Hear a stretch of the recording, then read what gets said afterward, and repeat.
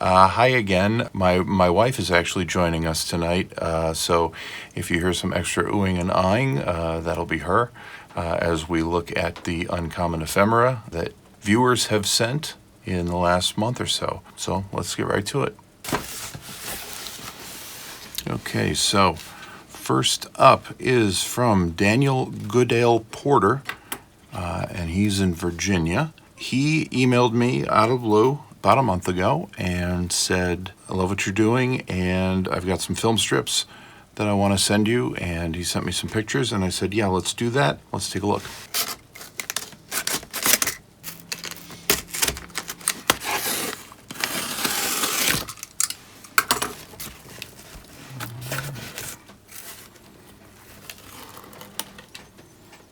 What a jokester. I've opened the bottom. All right, let's see. What do I do here? Let's, yep. Let's do this. Oh, Jesus. Oh, Lord. Okay. Oh, God. Okay. All right. Well, one thing about film strips is they are durable because they are made to survive being handled by children, which clearly is which clearly is happening right now. We actually have a record. Oh, I think he told me about this, and I had forgotten about it. No, it's fun. You know, you gotta make a mess every once in a while. So let's get this record out of the way before we do anything else. I should have a friend who might be interested in this. Send him a picture and brag. The label is Semaphore, world's largest producers of railroad records.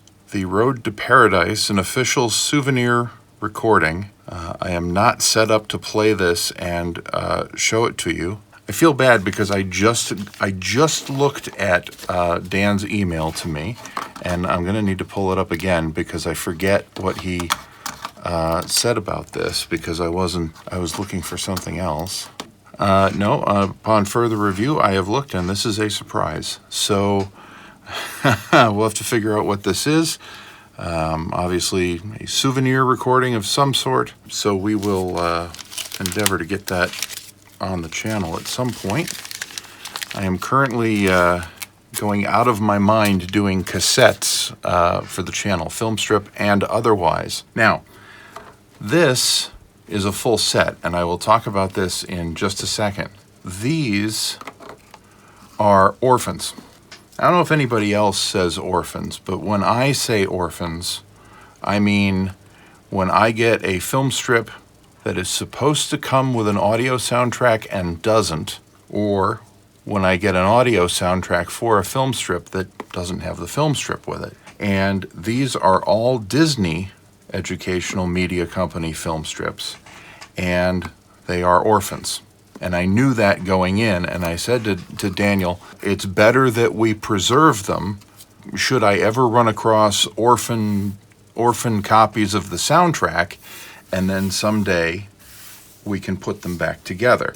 But you want to just preserve whatever you can get your hands on now, because most of this film is fading, and that's a chemical process that doesn't stop until it has destroyed the film. So you've got to do that. Now what's interesting is one of the ones he sent me is a copy of Advice on Lice and Life Part 1. I actually found a shrink-wrapped brand new set, Part 1 and Part 2 of Disney's Advice on Lice and Life, maybe June 2020, I want to say, and preserve that and put it up on the channel. So I do have that, and it's fantastic if you want to check it out. Do you read us? Agents K7 and X21 calling Lice, command headquarters.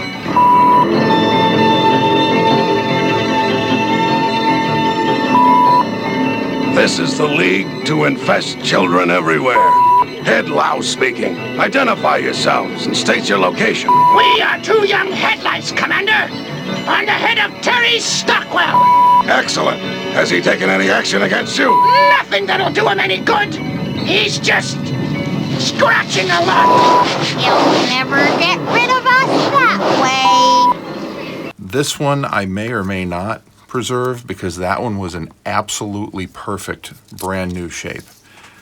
So is this one, honestly. Holy cow. That is gorgeous. I got to do the paper thing again like I didn't realize last time. Thank you.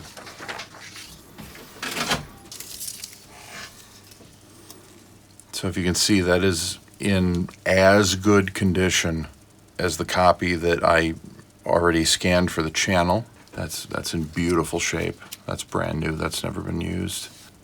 Here is actually one that Dan sent that is actually still in the shrink wrap. Let's get that open. This is a poo catches spring fever. We will not make the obvious joke. I think everybody's had enough of that in the last 14, 15 months. Am I right?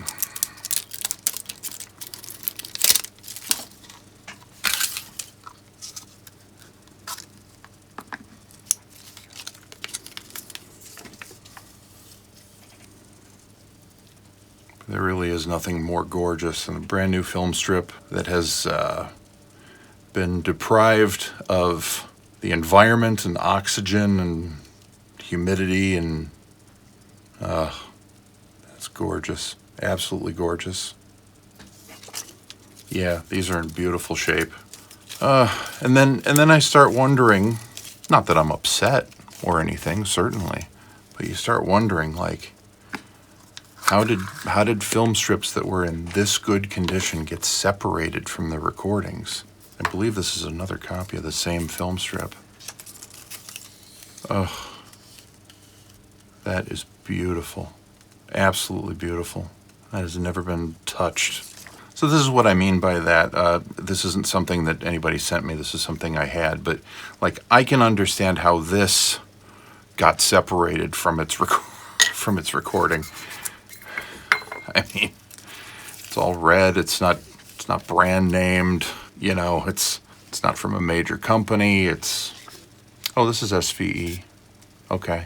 Obviously a soundtrack. There's no captions on it, but it's red as hell. It's from the 60s. I can see how that got separated from its soundtrack, but these are in gorgeous condition. What do you want to do? Okay. Please say it out loud. God. My wife, who apparently wants to work blue this evening, wants me to say Amy on the Lips, Part 1, Overcoming Handicaps, 3 Stories of Triumph. I have no idea. This one is red. Not unrepairably red. I still see other colors in there.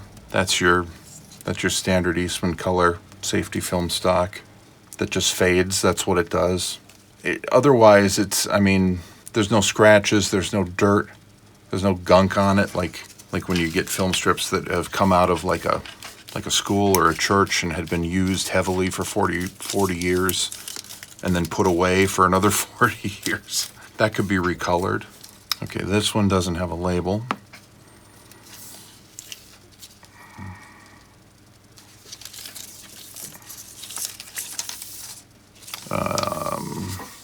Put away backwards. So I need to do this to get the title. Managing on Your Own, Understanding Interest and Finance Charges. Well, yeah, I mean, if we ever need to, if we're ever in trouble sleeping. Among the other Disney orphan titles, opening a checking account, there's actually 2 copies of this. One is in shrink wrap still, so we'll preserve both of those just to be complete. The Arts, Great Women of the 20th Century, Our Body System, an Overview, Growing Up Healthy, Set 2. Walrus and the Polar Bear, White Wilderness. The Act of Life, The Water Planet, Set 2. Disney did, as you'd expect, at the time, they did an incredible job with this stuff. Everything was top-notch. They had a mission statement back then, that went beyond ruining Star Wars. Yeah, I said it. So all of them are typically very high quality, and a lot of these, I can't say a lot of them, but some of them were film strip versions of short films that they did. But I can't tell you how many, because I just don't know. Information on film strips is just so sketchy and spotty because nobody bothered to preserve them. So let's do this for a second. Silver Burdette Science. Now, I actually had a set of these that were published in 1985. These are older. Let me get a date for you here on one of these. These are from 1978. So not only an earlier revision, but different subject matters. A closer look at blood. I don't remember that being one of the ones in the 1985 set. Atomic Pioneers. No. There were things like measuring weight and mass, measuring weather, probably something similar to what's light like, microscopic techniques using electrical energy. But, a different set, a different revision from a different time. The other thing about the 1985 set is that when I got it, it was in shrink wrap. And I don't mean just the film strips. I mean it came in a similar package with a handle and a clasp, and the whole thing was shrink wrapped. I mean, hermetically sealed. And those film strips were like new. And they were gorgeous. They're up on my Internet Archive page. And I did the tapes in that preservation live stream that I did in August or September of 2020. So let's take a look at these. Ooh. Let's get the paper back.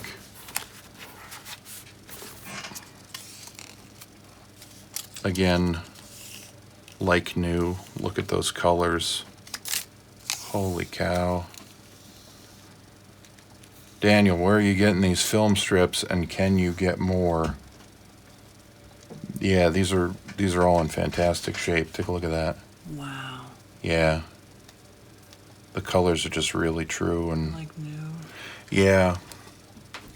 This is so I've done some I was going to say I've done some research. I'm always kind of researching, but it would be better to say I did some research that actually paid off, that actually counted for something. I may have mentioned this on the previous live stream. You see how this film strip says LPP on the side? That's Eastman low fade positive print. When we did the last unboxing, did I just say live stream? I meant unboxing. When we did the last unboxing, I may have mentioned the LPP on the Dr. Seuss film strips and the Berenstain Bears film strips that Devlin Maxson sent, and I didn't know what it was, and I looked it up. And it turns out it stands for low fade positive print, and it's an Eastman stock that was specifically designed to have higher dye permanence, which means they knew that their normal Eastman color stock was prone to fading. I mean, obviously, film strips shot on regular Eastman color that are fading are more in need of preservation to stop the fading in its tracks, get them scanned and get them digitized at a high resolution and work from the scans so that the fading stops. Stop using the film. But whenever you can find the Eastman LPP stock, it is just a joy to work with. And I can process it faster because color correcting to try and correct for fade is time consuming.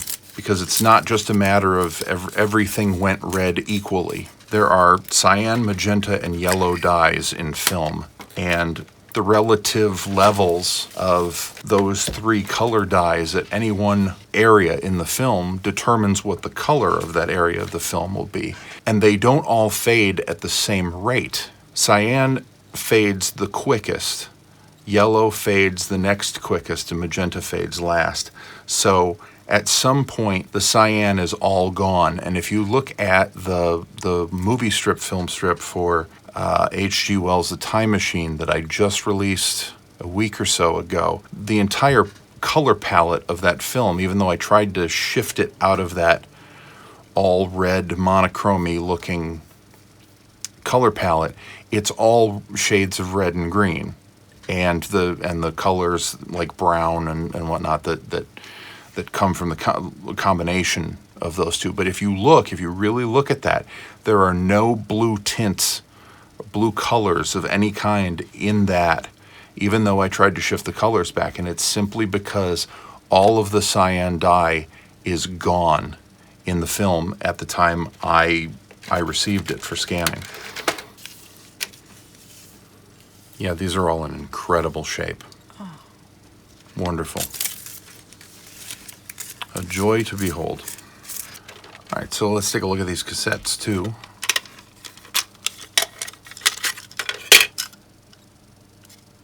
Those look like they're in good shape. Haven't been used, or used very, very little. At least on this one. I'm not going to check all of them right now, but the pad is on and it appears to be in good shape.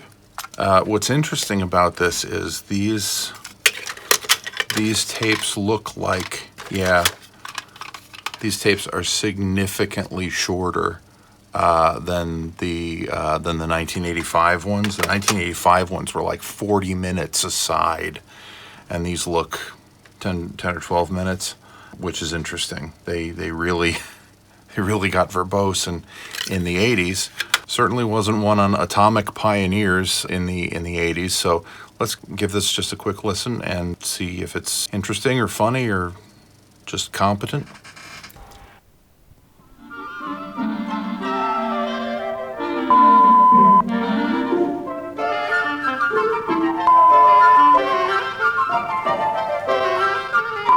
It is 1896. A French scientist named Henri Becquerel is investigating the glow given off by certain minerals. One of these minerals contains uranium. Becquerel accidentally places a piece of uranium ore on top of a sealed packet of photographic plates in his laboratory. Later, while developing the photographic plates as part of another experiment, he is astounded to find strange images on the plates. The plates look as though they were somehow exposed to light. Becquerel notices that the images are similar in shape to the piece of uranium ore. He wonders if it is possible that invisible rays are coming from the mineral and passing through the packet to expose the film. Like all good scientists, Becquerel experiments. He tries different minerals on sealed packets of photographic plates. The next day, after developing the plates, he finds that only the minerals containing uranium have produced images. Again and again, he repeats his experiments. The results are always the same. At meetings of scientists, Becquerel tells his colleagues about his experiments. The other scientists call these invisible rays Becquerel rays. Becquerel's gravestone glows to this day. I like the, it's a little late for it, but it's 78, but I like the juxtaposition of the 70s announcer voice and the late 50s, early 60s library music. It's almost anachronistic. That's what strikes me about that the music is too old and the announcing style is too new. It doesn't sound like they match. But I hope all the film strips are as in good condition as the couple that I looked at, and I hope all the tapes sound as fantastic as that one, because that is in amazing shape. This whole set is in amazing shape, and we'll endeavor to get it up on the channel as soon as we can. Thank you, Daniel. This stuff is awesome, and it's in I don't want to say way better shape than I expected, because that makes it sound personal, but I never expect, when I get film strips in 2021 fully 40 to 50 years after they stopped using them. I don't expect them to be in even bad shape. I expect them to be falling apart. So to have, you know, them come in this good of condition, and some of them still in the shrink wrap, is absolutely incredible. And I am very, very grateful. So thank you very much, Daniel. Actually, before we move on, I just found this on the floor. It fell in the melee of trying to get this stuff out of the box. It is a note from Dan. It says, hope you find this useful. I have some records that would not fit. Those will come later. Cheers, Dan. And actually, since I was waiting for some other stuff since this came to do an unboxing video, he has contacted me about those records. They look neat, and I am assured that they are on their way. So there will be a third unboxing video. Should I ever get out from under the mountain of cassettes that I'm trying to shoot and get my turntable set back up, and we'll do those. We'll take a look at those along with this other record that he sent. Devlin Maxon from Ottawa back with another donation. This was actually from eBay, not from Amazon. We do not endorse Amazon on this channel. He saw this set of film strips on eBay and told me about it. It was something he wanted and something I thought might be good for the channel. And we asked the guy for pictures of the film because they never post pictures of the film. The seller was nice enough to post pictures of the film, and it was in gorgeous shape. Again, it was on, I think it was on Eastman LPP. So I said, well, we better get this because it's in gorgeous shape. And the price was right. Devlin talked to the seller and got him to ship it directly to me, which beats the hell out of somebody in the States shipping it to Canada and then somebody in Canada shipping it back to me in the States. And this is Random House dramatization of the book Mrs. Frisbee and the Rats of NIMH, as I always say. And like I said, this is in great shape. Let's take a look. 2 cassettes, 2 film strips, and this is part of their Newbery Awards series, as was Ramona and Her Father by Beverly Cleary, which I did in March of this year, I think. So let's take a look at the film to begin with. That's going to be a long one. Yeah. Colors are just jaw-droppingly rich. It's so beautiful. Yeah, look at that. Wow. Oh. Unreal. Try and get it up for the...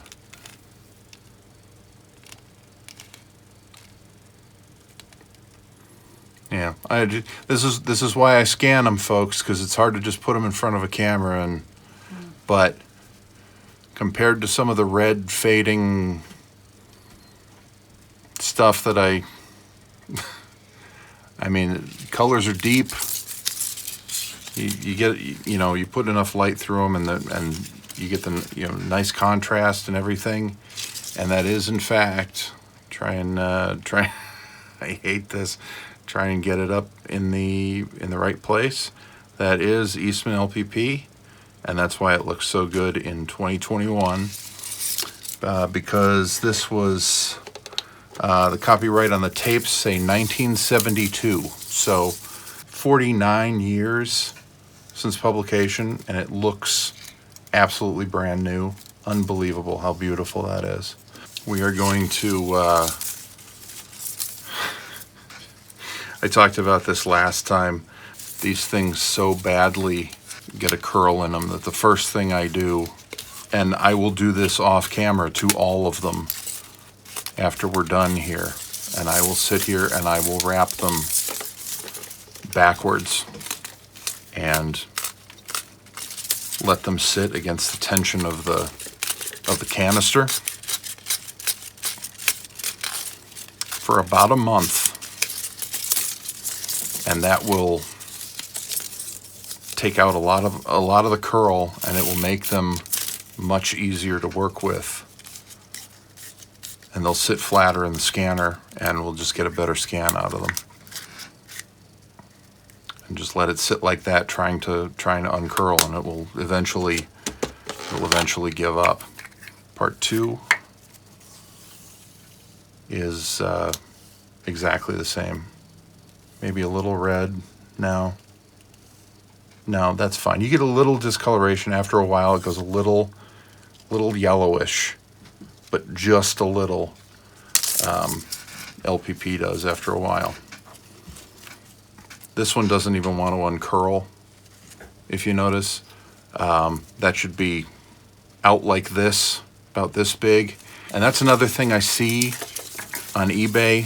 One danger sign that film is about to become completely degraded and unusable is when it's not trying to force itself against the edges of the canister. If you see it curled up about half the diameter of the canister, just sitting in the middle of the canister, that is highly endangered film that may be past where it can be saved. Because at that point, the chemicals are just, that film should be trying to unwind the other way, but it's actually trying to wind in on itself. So the chemicals in the binder are starting to break down.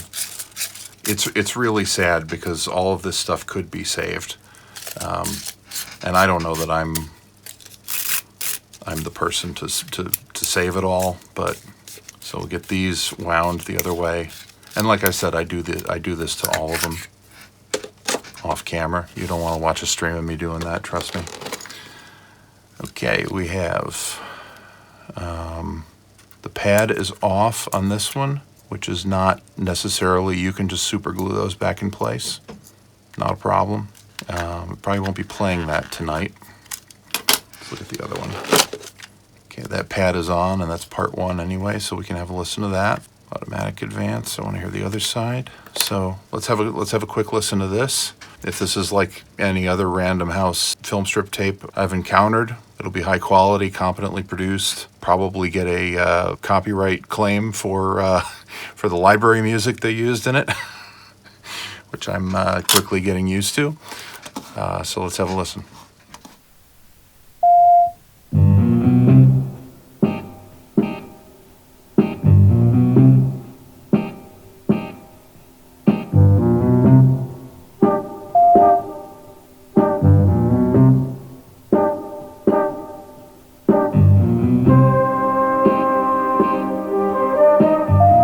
Frisbee, the head of a family of field mice, lived in an underground house in the vegetable garden of a farmer named Mr. Fitzgibbon. It was a winter house, such as some field mice move to when food becomes too scarce and the living too hard in the woods and pastures. Although she was a widow, Mrs. Frisbee was able to keep her 4 children, Cynthia, Teresa, Martin, and Timothy, happy and well-fed. Until one morning. Timothy is terribly ill. His fever is so high he's become delirious. I'll have to go and see Mr. Ages. Timothy must have medicine.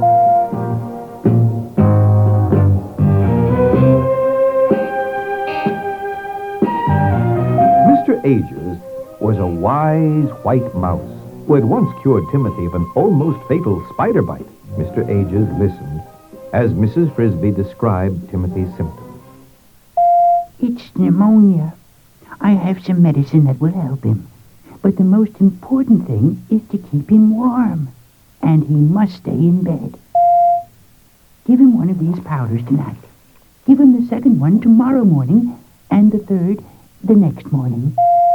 If he gets the least bit cold or breathes cold air, the pneumonia will surely come back worse than before. And the second time, he may not recover. That's too bad the high end is gone on that. The pad looks like it's in good shape. You usually hear that when the pad is missing, but it's not. Might just be worn out or have been stored near a magnet or something. But we will do what we can now that we have it. It's too bad because the film is in such great shape. But thank you, Devlin, for procuring this and sending it over, and I will make sure that this gets preserved as well. Our last package Today is from Tiffany in Ohio. Tiffany is a teacher in Ohio, and she emailed me a couple of weeks ago and said, I found some film strips. Would you like them? I said, yeah, and she mailed them off. Unlike the other two, I don't have any prior knowledge of what she sent, so this will be a total surprise. I don't know what's in here, but I think I hear cassettes. So that's good. I was hoping that these wouldn't be orphans. I was hoping that we'd have full sets of stuff. So let's see what we got here. Expertly packed in a film strip box for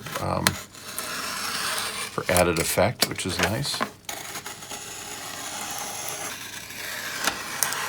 Here it comes.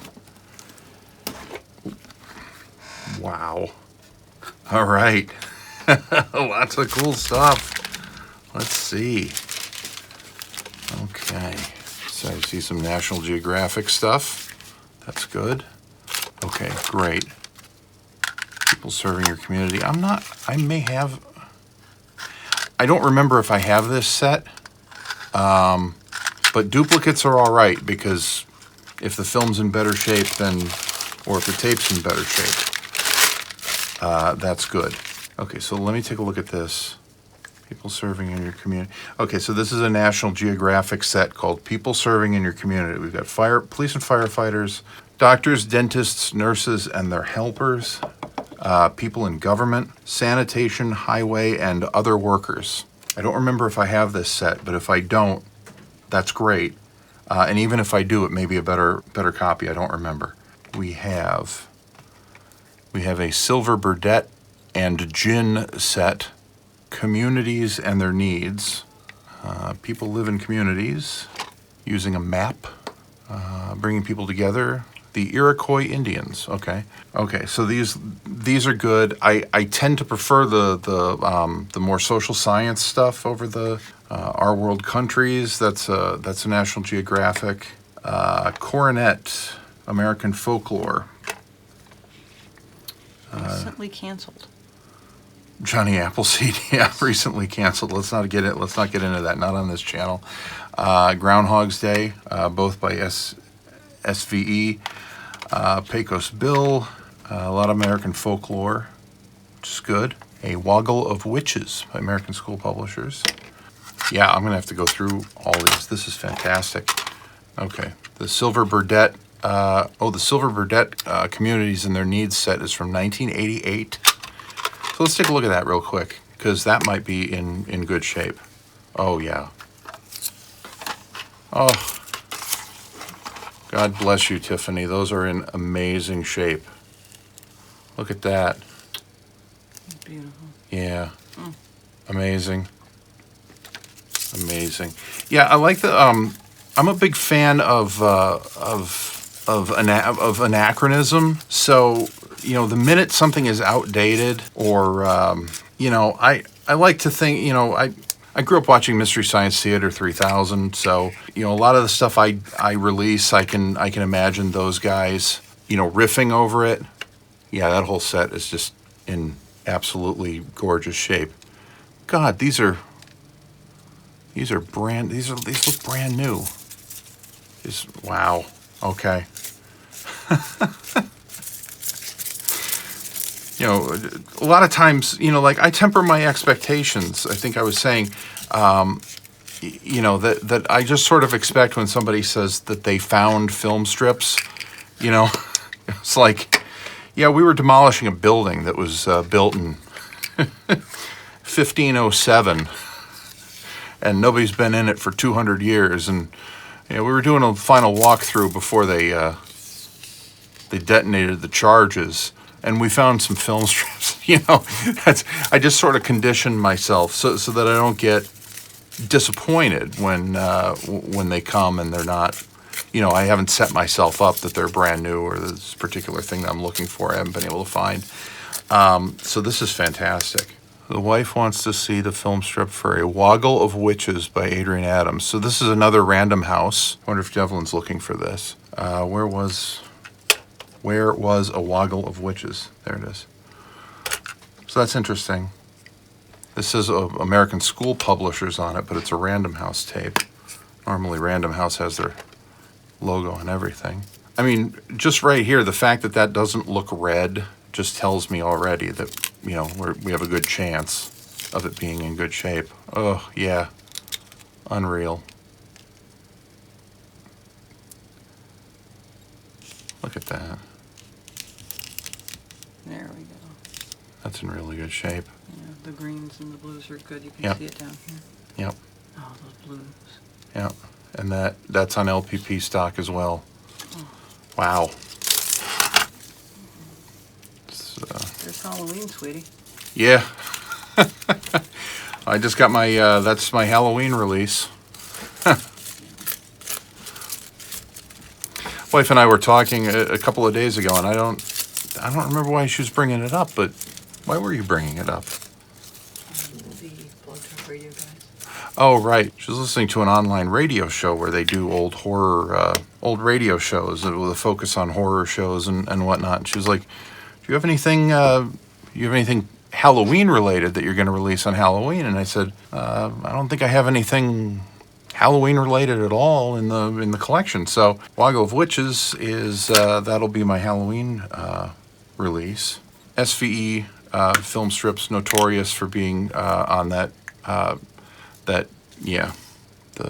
high fade stuff, but that is not as bad as most SVE film strips I've seen.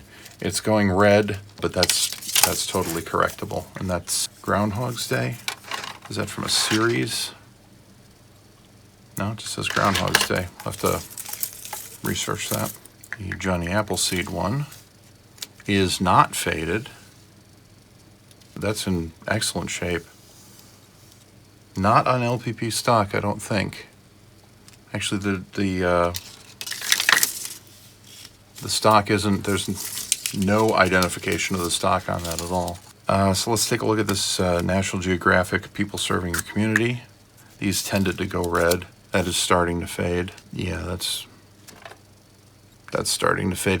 The one thing is with National Geographic film strips, the frame, if I can get it in the frame right after the focus frame is always a solid blue frame. So the fact that still kind of looks blue gives me hope because it means that there's still some sort of cyan reproducing chemical still in there. So might be able to do something with that. No stock identification on this.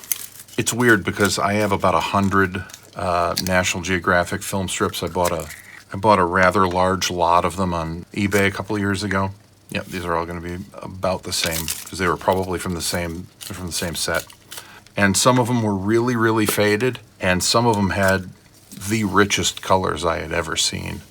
And you would think that National Geographic would know a little bit something about how to select film.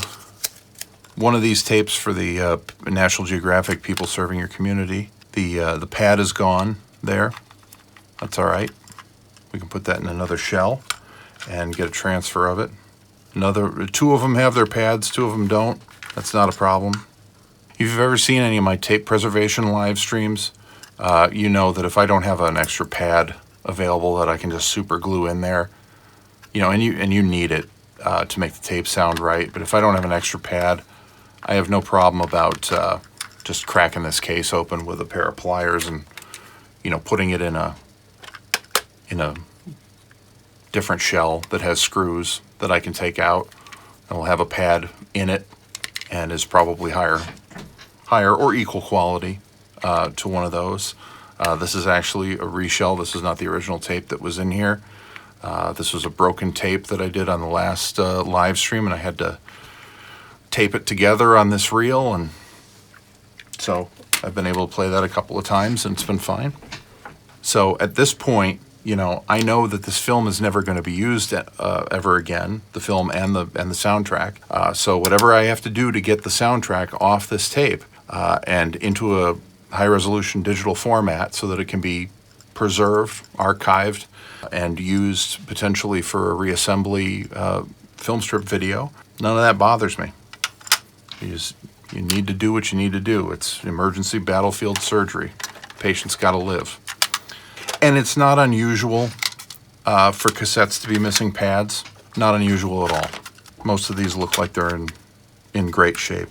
I mean, even the ones that pads just fall off after, you know, some of these are probably 40 years old. Pads fall off.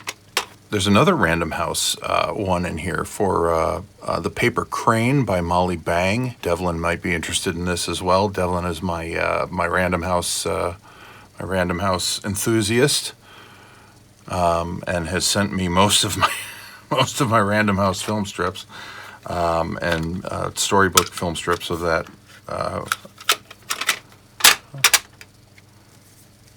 Of that sort of type of thing. I have the film strip as well. And that's in gorgeous shape. And it's on LPP stock. So no worries there. This is awesome. I love it. Tiffany, tell your friends. Tell every teacher you know. Tell them what you did. And say, do what I did. Look for film strips in need of rescue at your schools. Spread the word. As far as I can tell, I am the only person on earth preserving American sound film strips. And I need all the help I can get, because that is not something that one person does. That is something that large organizations with lots of money and way more equipment do. So let's do what we can while we can. So just to wrap up, let's listen to one of these, one of the Silver Burdette ones. Okay, so we'll just get a quick intro on communities and their needs. Part 1, people live in communities. This 1988, Silver Burdette and Gin. Apparently they took on Gin after releasing the science film strips that we saw earlier. Gin made Partner, I guess. That pad's in good shape. Tape looks like it's in good shape. Let's take a listen.